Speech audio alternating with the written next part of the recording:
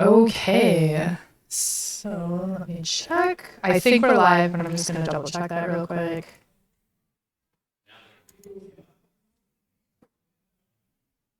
Yes, we are.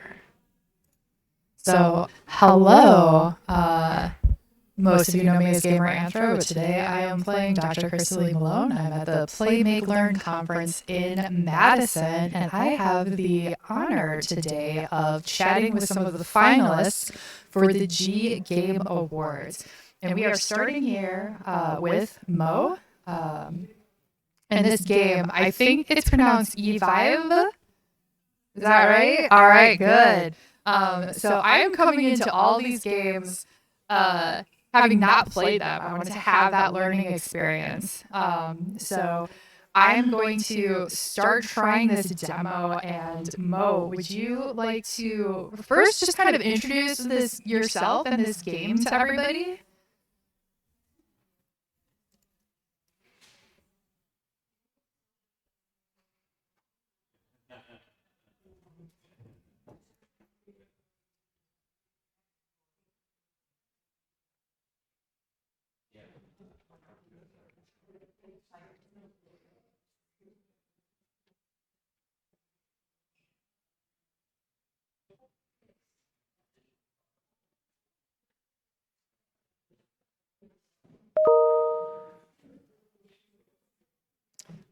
That's great. I did not actually realize this that you were working with a client.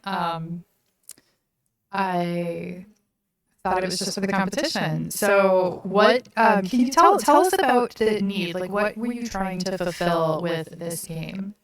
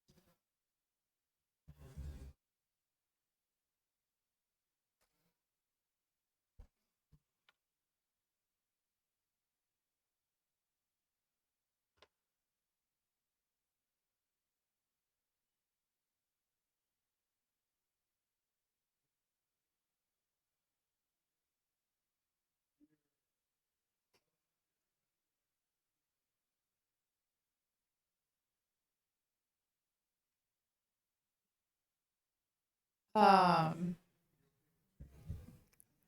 I have just been told we're having a sound issue from chat. Can you give me 1 second?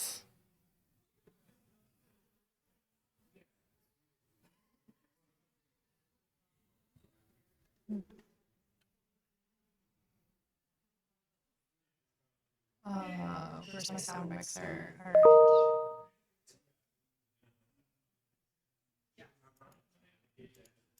I wonder if it's.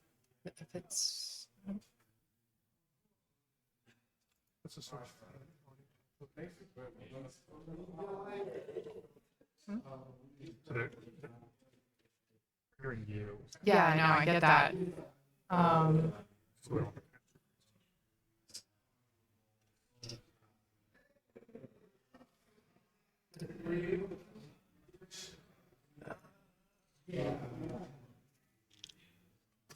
it's the artist chat that we need to add.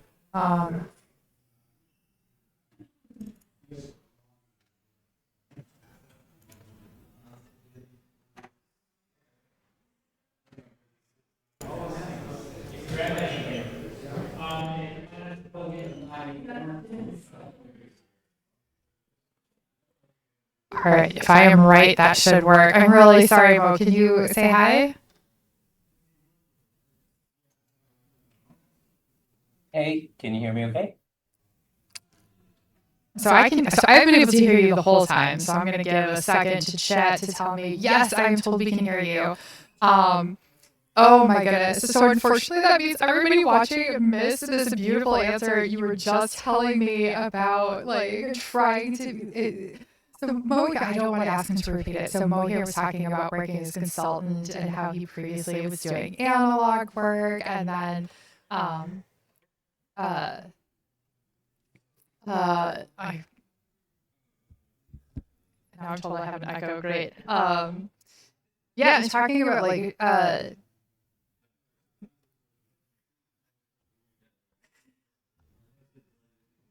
okay, the echo is minor, so we're just gonna deal with it. Teaching about emotional regulation and management and a lot of really important stuff. And I am so sorry. I am so sorry, Mo. You know what it is? You're the first person of the day. So unfortunately, we're working out all the bugs on you.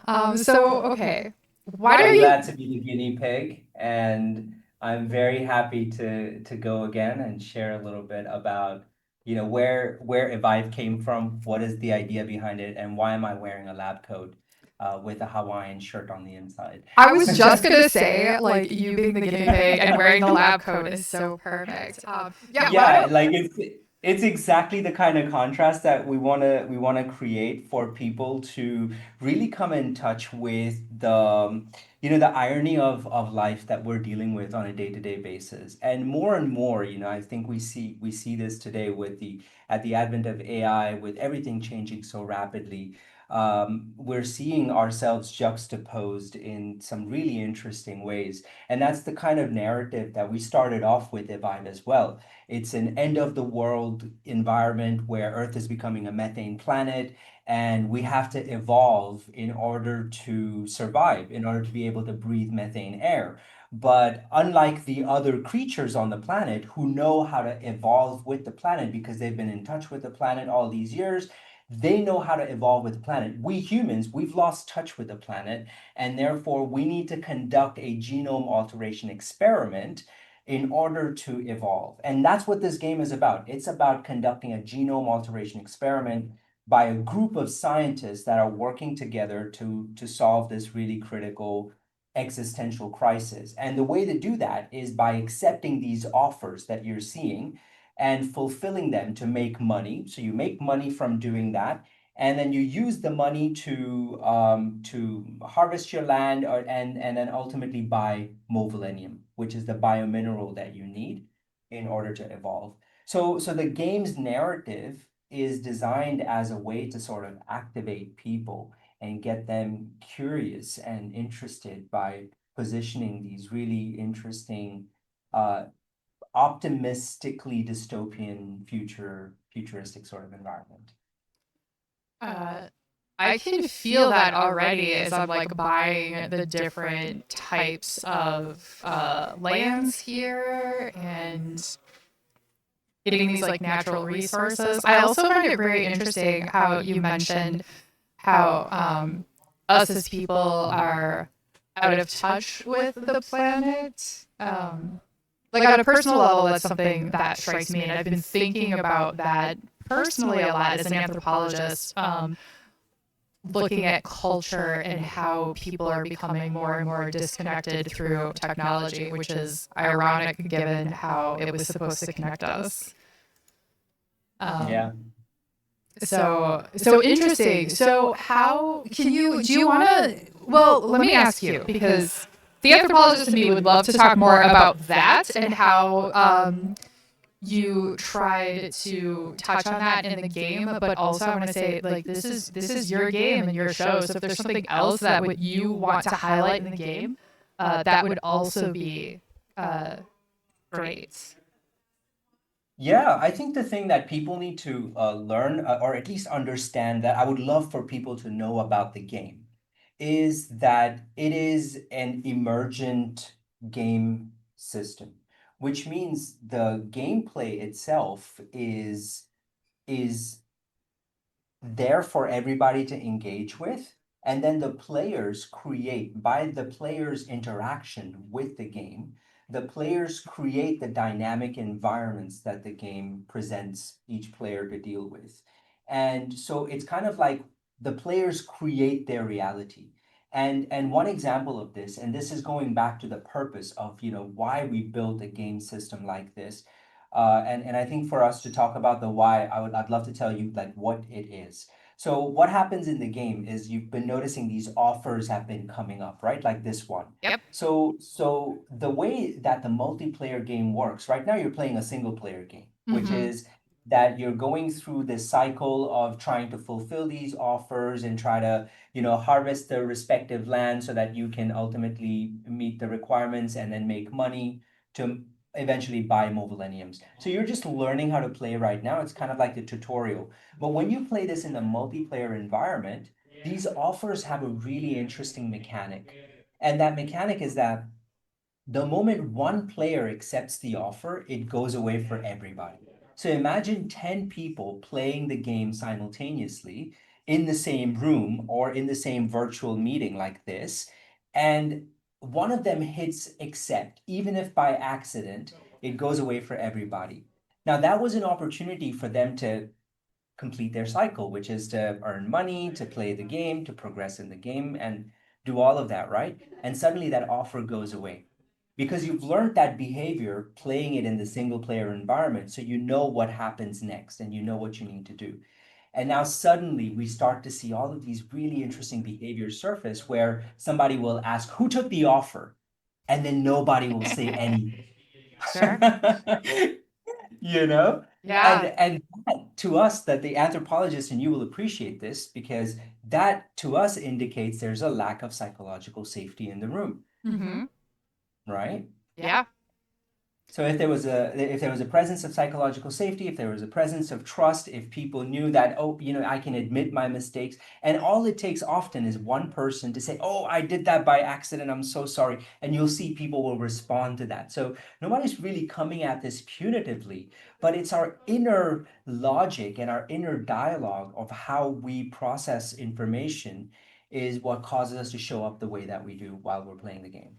So that's the one thing that I think would be really cool for people to kind of get in terms of like why, what is that core mechanic of the game, I guess.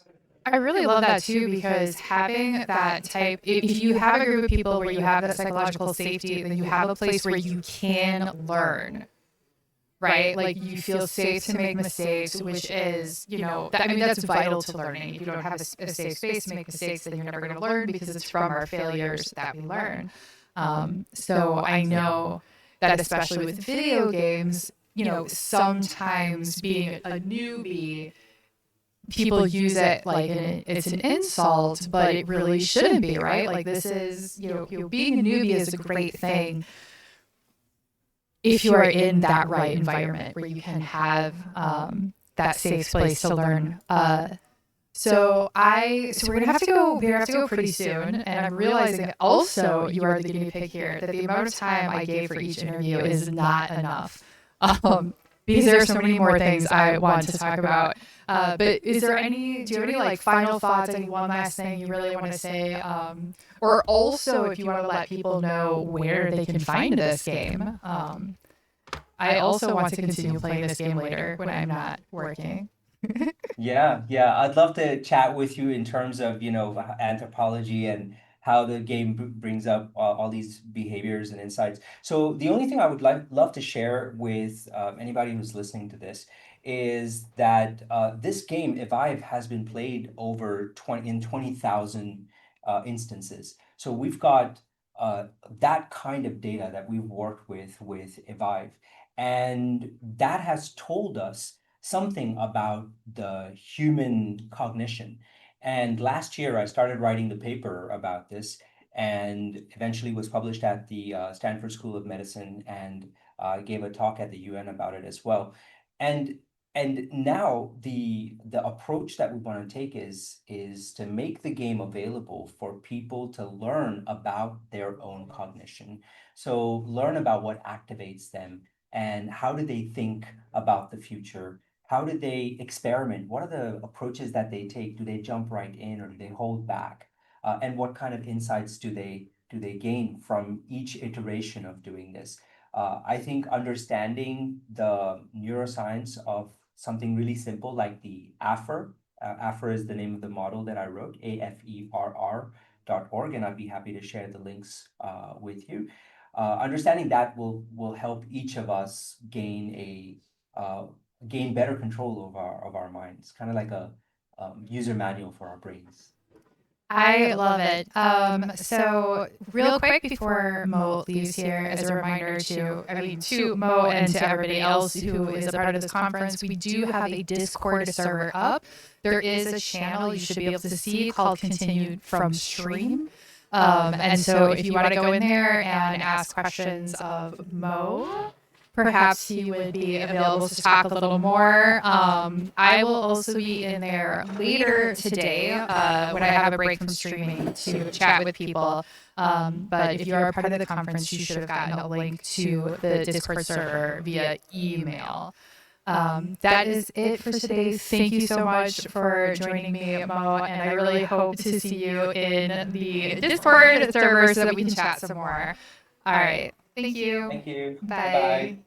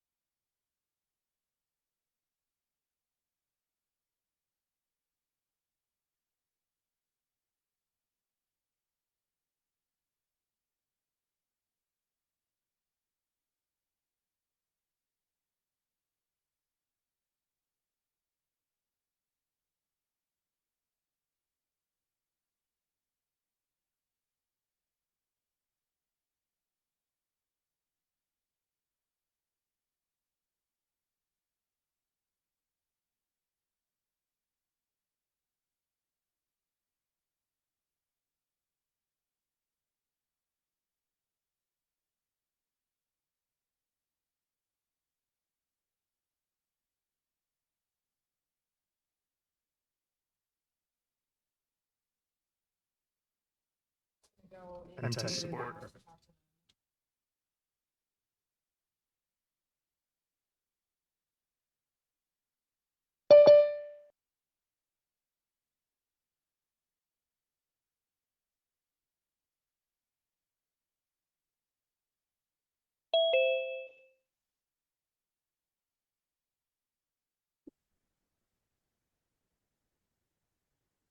Hi, do we hear each other?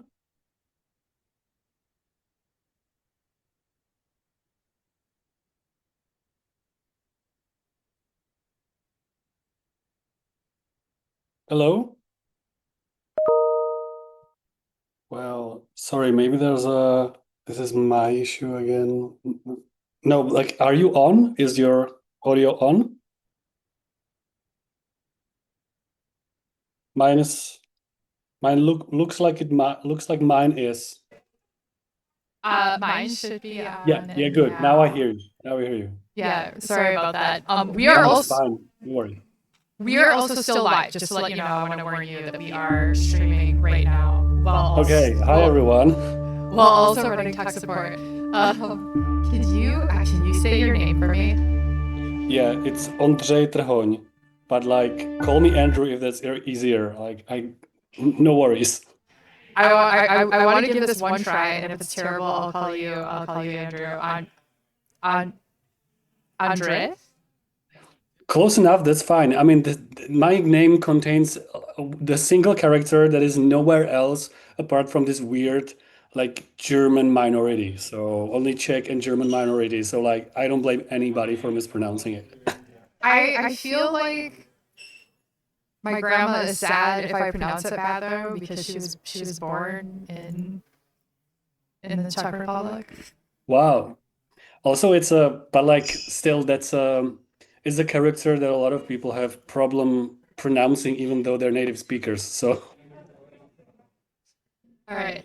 We are working on getting your game up right now. While we're doing that, I'm going to apologize to you and the audience that we are running so late. So this is the first year we're actually doing this. So I guess we're kind of figuring out how it works. But I'm glad to be part of the test. Thank you. Thank you. I'm so glad you're here. But we can talk while we're working on getting the game up.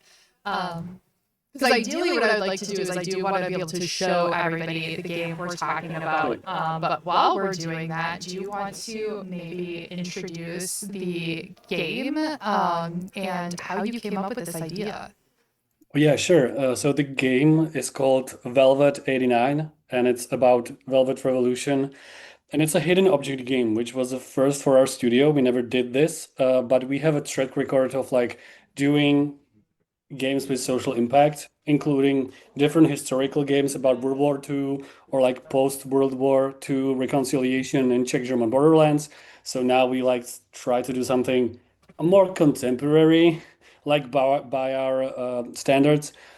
And it's a game that will take you on the squares of Czechoslovakia in 1989 during the, I don't know, I hope it's kind of world famous, but I don't know if it's actually world famous, but like, I hope renowned period of history where people decided to take up the streets and overthrow the communist regime here in Czechoslovakia.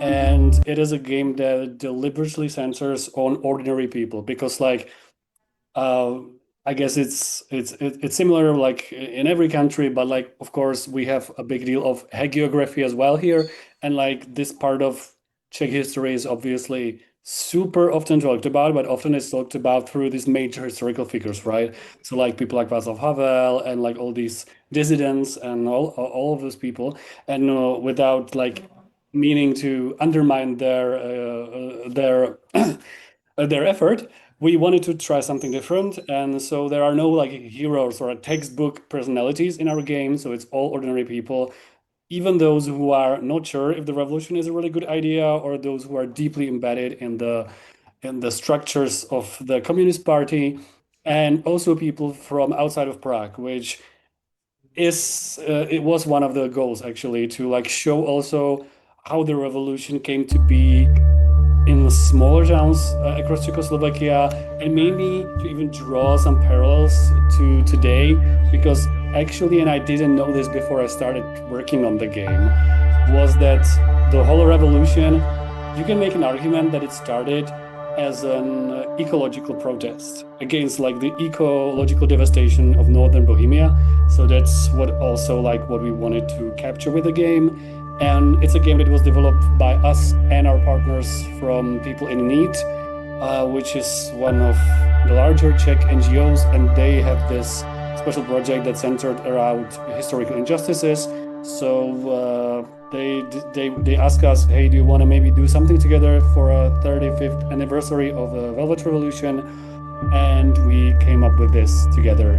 We played a lot of Hidden Folks, and we decided to put a historical and serious spin on it. I'm just gonna say something to my tech guy real quick. Hi, you just became the tech guy. We can't just put the game over here because now Twitch can't see the game.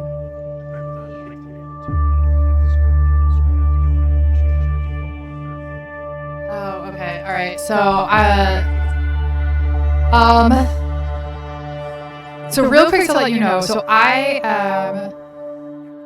Yeah.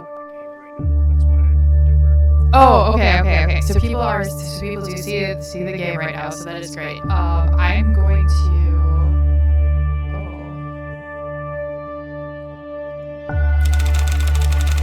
Play the intro. I'm just letting you know. So I don't know if you're watching the stream at the same time. Sometimes when I have I guests. just put it up, so I'm. Okay. So I actually do a lot of stuff with guests for different things, and I have found that sometimes they want to watch the stream, sometimes they don't. So I wasn't sure. But I wanted to touch on the point that you had said about not having like specific historical figures,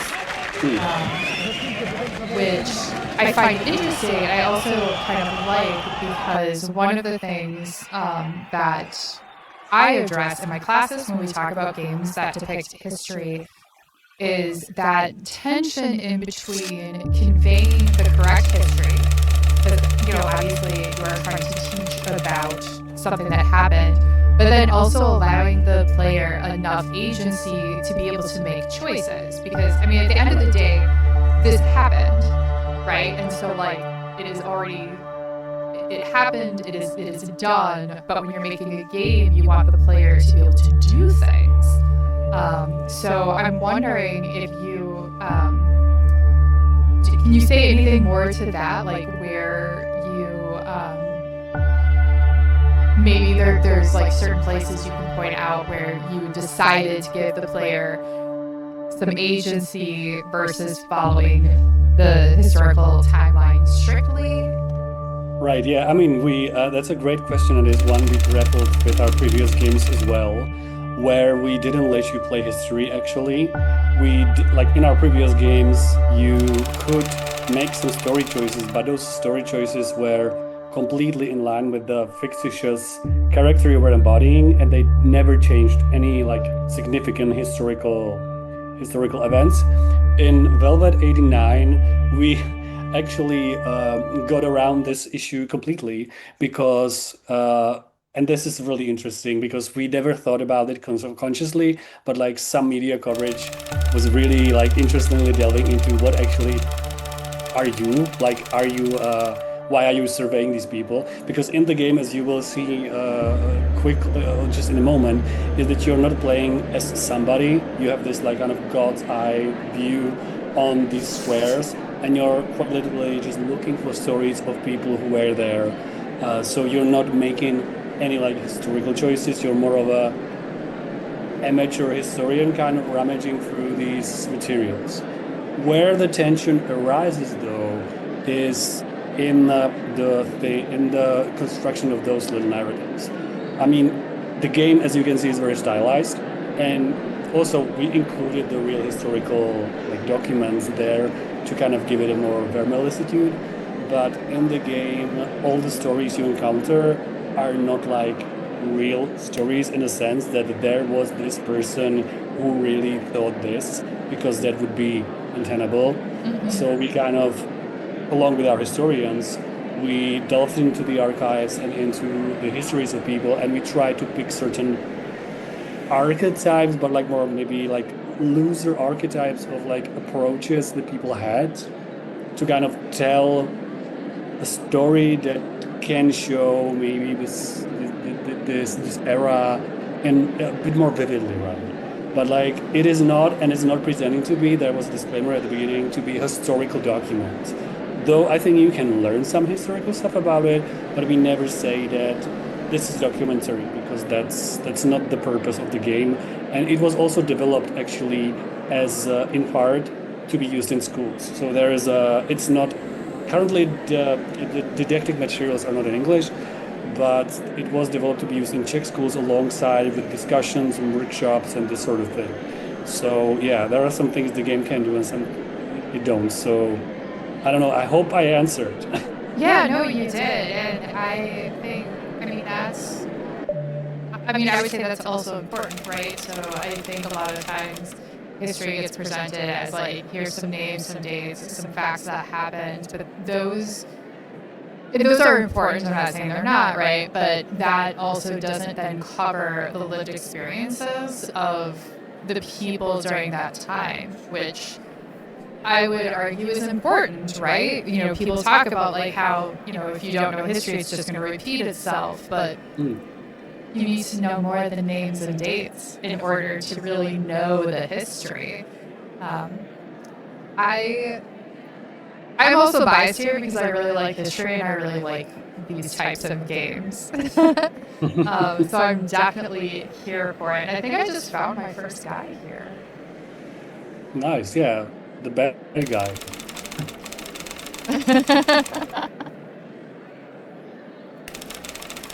Yeah, I mean, also this game was also in part like when we were making it up.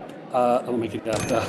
No, that my bad English. When we were coming up with it, it was also in part like aimed at students, right? I mean, I hope it's for everybody, but also it was also the part of the mission we had was to make it something that's attractive for students and maybe kickstarts other discussions, because I can like there's so much more we can talk about and so many like details we could have delved into that would have been fascinating. But like also considering the mission from the start was to fit the game in the like typical lesson length in Czech schools, that circumscribes what you can do.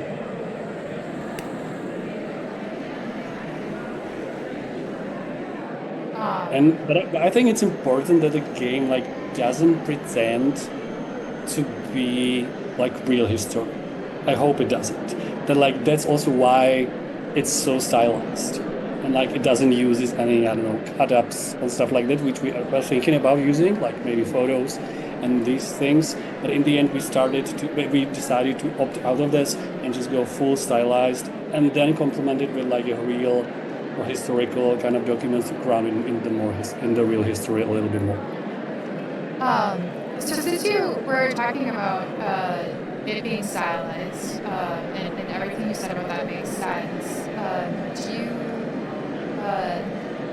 want to say anything about how you came to, like from an artistic standpoint, this style? I mean, I like what I'm looking at. Like, it's colorful, but like muted, right? Like it's not black and white, but this isn't also like neon colors, which also makes sense. We're talking about a revolution here. It would probably be weird to have bright colors. But yeah, can you speak to the style? Sure. Yeah. Also, like it seems like from the historical documents that the colors were a bit more muted than they are today in the late 80s and like the communist bloc, just like due to the availability of different garments and stuff like that, which actually our graphic designer wanted to reflect in the game. But like we wanted to kind of maybe capture a bit, yeah, like an old photo album kind of style, or like kind of a bit more like almost like media archaeology or something like along those lines, right? So like you're looking at old VHS taped videos prior to the game and after the end of each scene, and like yeah, and like yeah, we wanted to kind of like emphasize the feeling that you're maybe peering into some old box of photos and like maybe archival newspapers and stuff like that. So it's like a stylistic choice, really. But like it also the stylization like it helped us quite a lot to maybe portray some of the aspects a bit more, because like for example in this scene, which is the eco themed protests, is we have these floating like blobs of actual, how is it called in English, like just badly dispersed particles in air, right? So and also we wanted to make sure, which is something we always did with historical games, is to make sure that now this type of bus was the type of the bus that could be there in 1989. So like these little aspects we wanted to keep. Maybe the major stylistic decision actually was to not have buildings, which I guess limits us in a lot of ways, because like obviously there are a lot of buildings around this square, but due to the perspective we chose, we decided not to.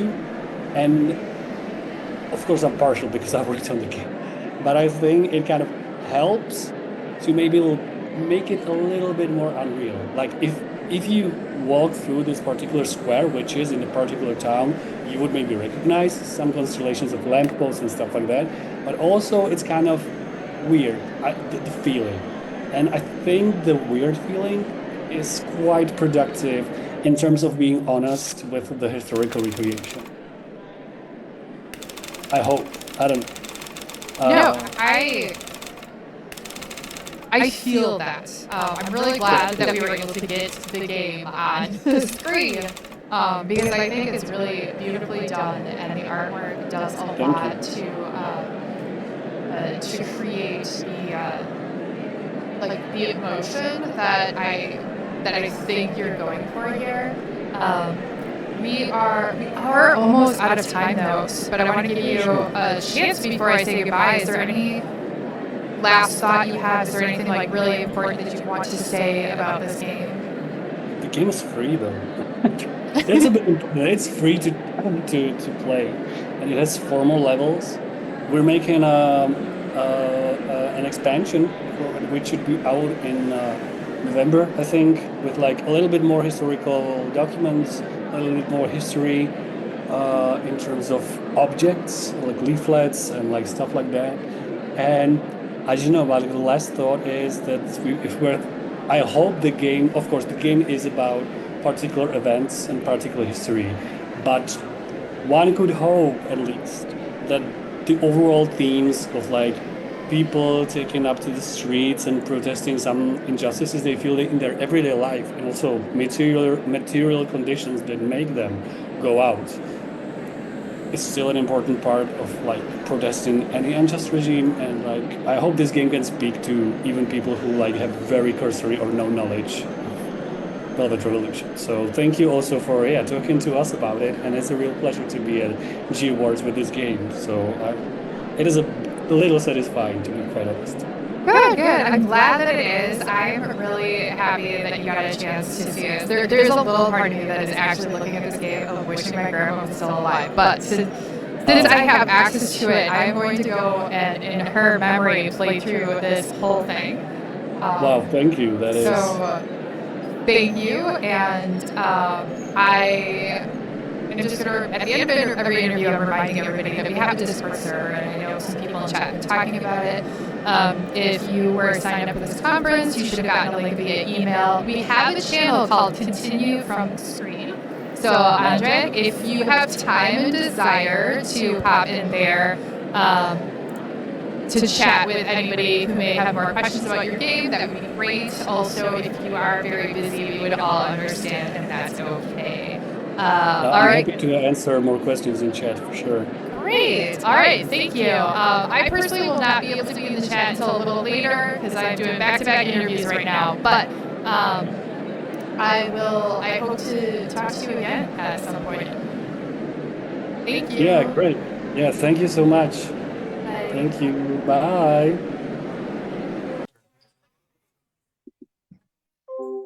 Um,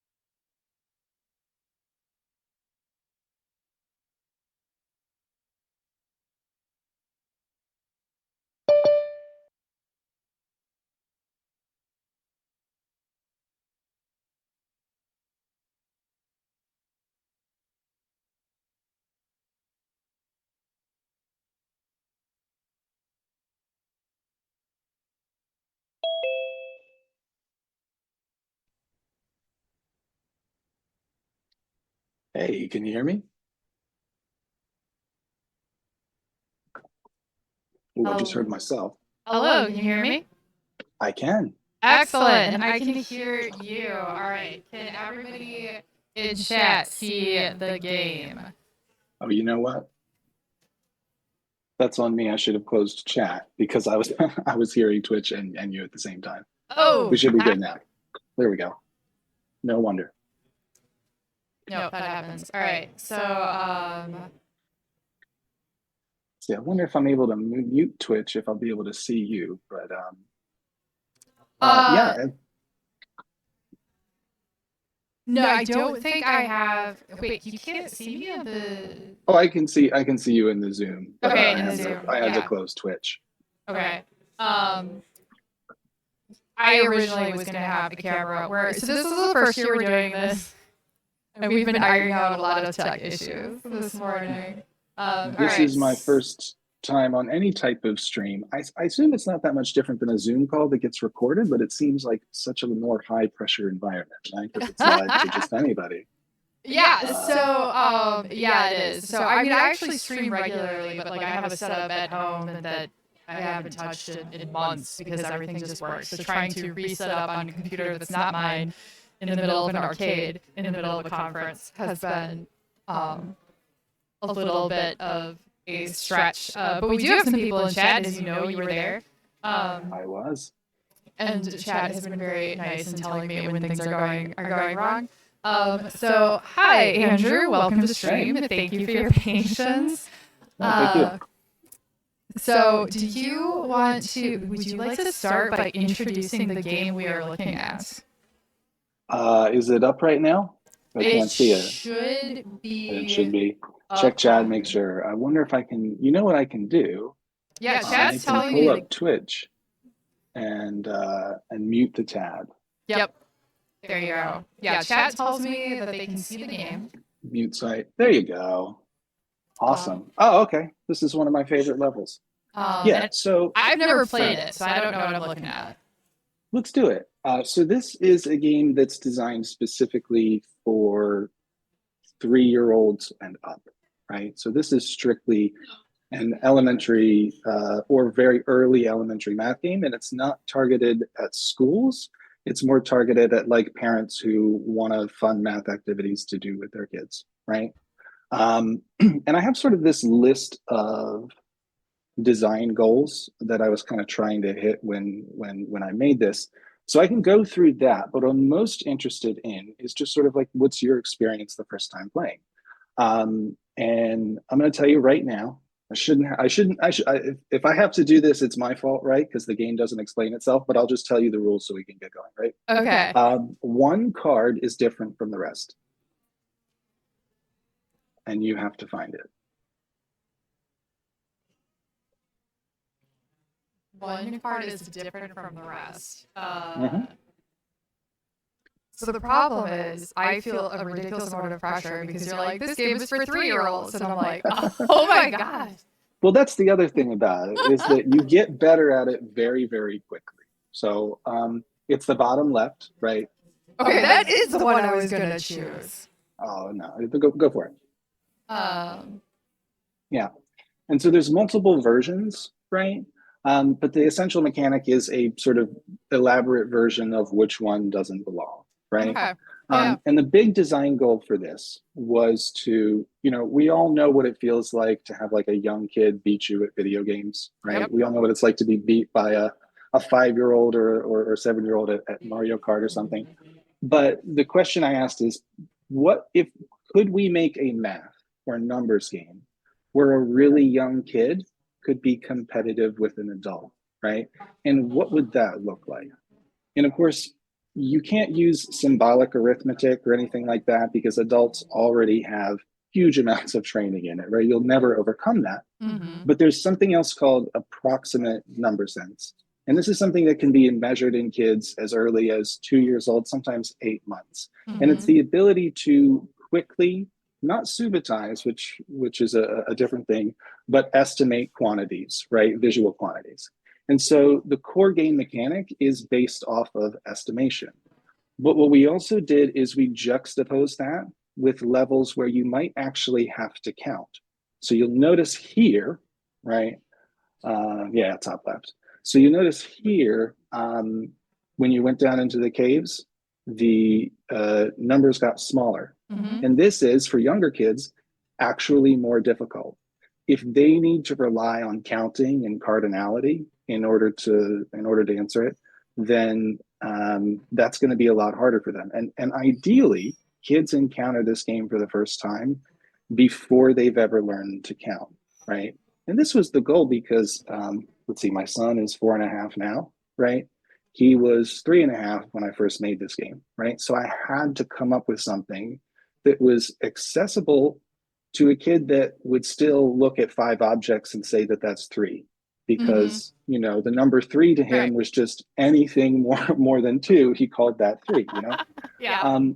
And so, oh, this is called the broken fives level. I say which one's broken or which is not broken. See, Uh-huh. and you're cruising. Now, what you're playing right now is the if you look at the URL, it's the Safari version. So this is the version that I would want like a 3 or 4.5-year-old to experience for the first time. But there is another version that's a good bit more difficult, that's designed sort of to be, what's the word I'm looking for here? Fun for adults, right? Okay. Now, I've played it many, many times over and over and over again. My high score tops out at about 7,000, right? And beyond that, unless you answer like within an instant every single time, I think that's kind of the cap on it. I'm not sure. I'm willing to be wrong, right? But I think that's about, as much as it goes. And one of the interesting things you'll see as you start to play is that you go fast and you get used to going fast in the estimation levels. And then you start to make silly mistakes when you get to like the smaller numbers, right? Because you kind of want to go quickly. And what it does is it sort of teaches kids something about their brain, is that they have this kind of superpower where they can estimate large quantities and just sort of see them instantly. But then counting and cardinality is just a completely different type of math, right? And the idea is to take kids from, oh, this is a tough level. I apologize for this one. Did you? Oh no. Okay, so you went through the levels that were sort of for younger kids. It gets really hard beyond that, and I'll tell you why it gets hard, because they're all 9, so you'll have like one of them is 7, and then the rest of them are 8, and it is really, really hard to tell the difference between 7 and 8 versus like, I don't know, 15 and 20 or 15 and 25, like Sure. you experience with some of the other levels. Mm-hmm. So really the goal was to create something where a kid could be competitive with an adult and get better faster, right? I also wanted it to be something that kids could incorporate into their daily routine. And I play it at home. I know some other people who play it. I've seen people do it in the classroom, sort of with all of the kids, playing before, and they've enjoyed it. My son actually plays it at his daycare from time to time. They have a computer there. But he never really plays more than 15 minutes at a time, and that's sort of the cap that I want at it, right? Mm-hmm. Because it's one thing to have something that is supposed to be a good use of screen time, right? But for Right. me, the bar's much higher than that. I didn't want something that was going to replace or be better than watching, a TV show or something else. I wanted it to be like a good use of time, period, right? That is, setting aside time to practice this is something that's really beneficial for kids, right? And by the way, I will say you're nowhere close to the end, but keep going, because the end is fun. You're going to make it. Actually, it's going to be really fun to get to the end, because this game ends in fractions levels, right? And like I said, I have let's say a 5-year-old, maybe 6-year-old niece who loves the fraction levels and actually really gets into it. And there's no Wow. symbols or anything anywhere. It was actually while she was playing one of the fraction levels that for the first time I was playing behind her, sort of like watching, Mm-hmm. and she was solving them faster than me. Hmm. Right. So that's sort of as close as I've gotten. I'm like, oh, well, she saw that way before I did. And I have to go back and watch the video and be like, wait, where was it? And so let's see, where are you at now? Oh, okay, cool. So one of the things I should point out is that the planets in this are actually randomized, right? Okay. So I wanted it to be fun And I wanted like a young kid to be able to understand what progression meant, right? Because although there's a points mechanic, 3-year-olds don't understand points, right? Like we're Right. trying to teach them account. Why are there numbers on the screen? Like what would they care? So we wanted to build other mechanics into the game that sort of showed them how they're progressing, right? So there's collectibles, right? For every 3 seeds, you're going to get a little plant that drops down. In space, you get like a little vial for every certain number of crystals, right? And there's also a speed mechanic that is kind of hidden, right? And you'll see it coming up. You do get more for answering fast, but go ahead and answer one really, really slow. Just sort of wait on it a little bit. Okay. That's probably enough. Go ahead. Yeah, go ahead and click now. So what happens when you answer slowly? Did you see it? The gem that you get is smaller. So when you answer really, really fast, you'll see that the gem is larger. But, and this is by design, you didn't notice that, right? You didn't notice that you were being graded on speed in any way. And that is completely intentional. Because like, although kids kind of want to go fast and they don't mind going fast, for hey, gotcha, for these kind of levels, the speed mechanic is not something we really want to make explicit. So there will never be a timer on the screen or anything like that. Yeah, see, these levels get a little tough, don't they? Right? So you're almost at the end, right? This is one of the final stages. It's a lot of fun. And when I say fractions, we do see fractions because we're adults and we look at that and we're like, oh, that's a half. But to a kid, it's just, you know, another picture, right? It's just another symbol. And they're still, for the time being, they're doing estimation. You don't need to know anything about fractions in order to solve these levels. Until, here, we'll wait. Now be careful. All right. Hey, what did I just say, right? So in this one, you can sort of do it by perceiving it, right? And this is accessible to a very young kid, right? If they have some sense of cardinality.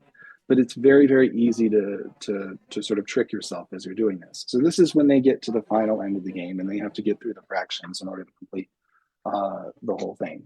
But as you can see, the whole process, right, for the younger one takes maybe about 10 minutes or so, and the one for adults is a good bit longer. So it's just something that is easy to incorporate into a daily routine. And I should comment on this once again. You'll notice that we did about, do you have any idea how many puzzles you did? Close to 60. You just did close to 60 estimation and counting puzzles in a matter of 10 minutes. That number seems so large for right. what I felt like I did. But where, yeah, and I was surprised sometimes too. I think, this is too long. He's going to get bored. And then, you know, 5-10 minutes later, he's just still going, right? I think it could be a little bit shorter. But what was I saying? So we come back to like, is this a good use of time, right? Like, is this better than just screen time? Like, is this worth setting aside time for? You get 60 reps, right? You get 60 puzzles on estimation, which there's no worksheet that can really do that. The other thing about this is that this type of thinking, this estimation, is something that is like kind of really hard to get outside a digital medium, right? And so that's why I felt that, you know, in a game situation or a digital game situation, estimation puzzles are a really good fit because you really can't kind of get them anywhere else, right? You can print out a worksheet and say which one is more, but you don't get 60 puzzles in 5 minutes. And so that's really sort of what I wanted to hit on, something that could be fun for grown-ups and then also kids, and something where kids could sort of like feel like they were a little bit better than adults or their older sibling if given enough practice. And that's the estimation component, because we kind of all have that. There's a big field of psychology about approximate number sense, and there's a lot of research on that, which I won't go into now, but you should read about it. It's fascinating. But this is something that, you know, we have from birth, and you know, the number system that we have where we create numerals and do precise computation is not kind of how our brain naturally encodes numbers. We sort of have to recruit those natural estimation skills and apply it to something that's quite uncomfortable, because you get to those counting levels and you're cruising along and you're estimating, and all of a sudden you're like, oh, my brain doesn't like doing this fast, right? So it's sort of meant to illustrate something psychologically. I'm very impressed with all of the different aspects that you just talked about that you were thinking about, right? So it's like you have an estimation game, but then you also thought about like the different age grouping. You also then thought about the emotional factor of, you know, being able to compete with an adult. And you also thought about like the question of screen time, how many puzzles you were getting in there. Like I feel like this was so thoroughly thought out. Like it seems from the get-go. I am very Well, impressed this is with my this. third try, right? I've actually developed this game once before. And I Well, developed this game once before, Mhm. and I did not give it a space theme, right? What I Okay. realized is that, um, and I'm not going to say my kid, but I think kids in general are really attracted to a story. They're Mhm. really drawn to narratives. And the first Yes. time I created this, it was the mathematical mechanic was there, but there was no narrative or implied cinematic universe around it. So what I actually recruited was like a bedtime story that I used to do with my younger kid. And we took the components of that bedtime story and kind of encoded them into this sort of like space world, right? So there's a whole cinematic universe here of story and lore that is kind of implied but yet to be told, right? So in the future, the little plasma vials and the seeds and the plants, those will mean something in future iterations of the game. You know, we'll have, you know, places where kids can use the things they collect to like grow something, or there'll be other games based on that mechanic, or they'll use the plasma to paint rocks, or they'll use it to study, you know, liquids and volume. So it's not just the lore that's there, but using those components to build other games, because you want to collect something, but then you collect something, you want to do something with it. And by the way, Right. this is my background here. Can people see background on stream? Yeah. It's So my small, but background, yeah. you can actually see at each planet like how many of each thing that you've got, right? You don't need to know what is it, 1,537? You don't need to know what that number means. You can say, oh, I got a plant on that planet, but I didn't get one on the other planet, or I got more plasma on that planet than the other. Mm-hmm. And I was surprised at how much my son actually really got into this, because he would look through and he'd be like, I didn't get a plant on that one. Why didn't I get a plant? I'm like, oh, you gotta go back and play it again. Didn't know it would mean that much to you. And so, you know, there's more coming with this. And I'm sorry I didn't really get a chance to release it before we did the stream, but we're building like high scoreboards, a place where you can see all of the points that you've accumulated across everybody else who's playing the game, a high scoreboard where you can see like who has the highest score, and then some personal leveling things where you level up as you accumulate more points.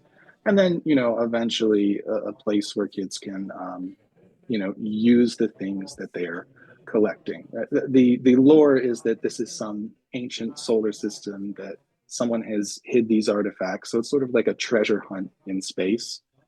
That story is implied, but kind of remains to be told. You can only kind of do so much in 5 minutes, I guess. Sure. Yeah. Well, it sounds like we have a lot to look forward to then. So we are, unfortunately, we are at time, but just in case you or if there's anybody new in chat is unaware, we do have a Discord. We have a channel called Continue from Stream. So if you would like to talk more with the audience, or if the audience has more questions, that is where we will keep up conversations about what happened here. For now, I am going to briefly stop the stream. It is lunchtime here at the Memorial Union, and I am starving, but stream is going to come back after lunch, and our first interview starts at what time? I'm looking at my tech guide, hoping he has answers. We will be back at, oh wow, that's a long lunch break. We're going to be back at 1 p.m. Central Time, and I just realized this computer says maybe the wrong time. So it'll be about an hour and a half, and we will be back with the in-person participants this afternoon. Thank you for joining us, Andrew, and thank you for everyone in chat. And I will see you all later this afternoon. Bye. Thanks for the time. Thank you. Take care. You too. Bye-bye.